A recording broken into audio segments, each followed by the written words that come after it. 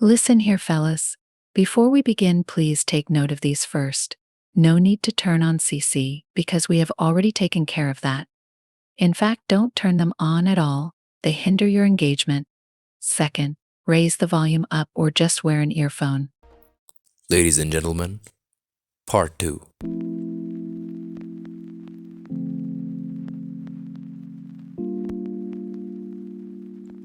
The two boys, Lucius and Decimus, from such different worlds, quickly became friends. They spent the day exploring, racing through the Roman Forum, and sharing stories. By nightfall, Lucius, curious about life beyond privilege, convinced Decimus to show him his world. When they arrived at Decimus's humble home, his mother greeted them with a quiet smile, setting a modest meal before them.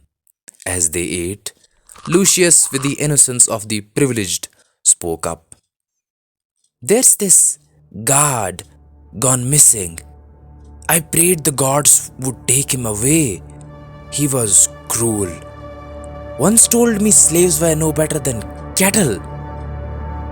Decimus's mother listened, her voice gentle but sharpened with something deeper. This god, what did he look like, Lucius?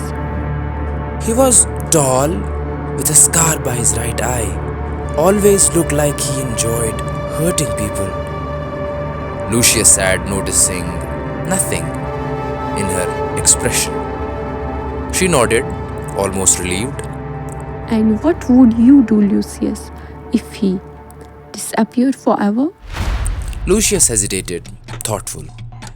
I think I'd thank the gods, or imagine a hero did it for people like me. Her gaze drifted to the fire as she spoke quietly, almost to herself. Sometimes people must act, not because they are heroes, but because there is no one else to do what's right. Lucius pondered on this. Is that why people fight? She smiled, her eyes sad. Sometimes, Lucius, fighting is the only way people have left to protect what they love. That night, Decimus lay beside his mother, feeling the weight of her words and sensing her burden, though he couldn't fully grasp it. The next day, Decimus, his mother, and Lucius ventured to the market in disguise, because obviously Lucius was the son of a patrician. If they found him in the market, they all would be in great trouble. They soon overheard soldiers speaking of a slain guard. "A coward strike," they said. Decimus felt his heart race as the description matched Lucius's words. Later at supper, Decimus's mother gave him a quiet look, as if to say, All is as it should be. Lucius finally spoke up, a voice soft with realization. "I think I understand now." She nodded, her tone gentle. We live in a world that asks much of us, sometimes more than we can give. Lucius met her gaze. Maybe he deserved it. That evening, as they lay in their small room, Decimus's mother gazed out the window, her expression softened with unspoken peace. She felt her actions, dark as they might have been, had brought a sliver of justice to a brutal world.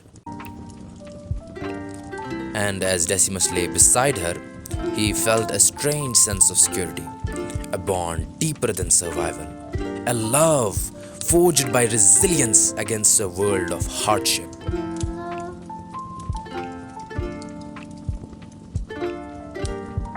This story was brought to you by PlotPilot. If you enjoyed it and would love to hear more such stories, please consider subscribing and commenting your thoughts on the story. Do share it as well.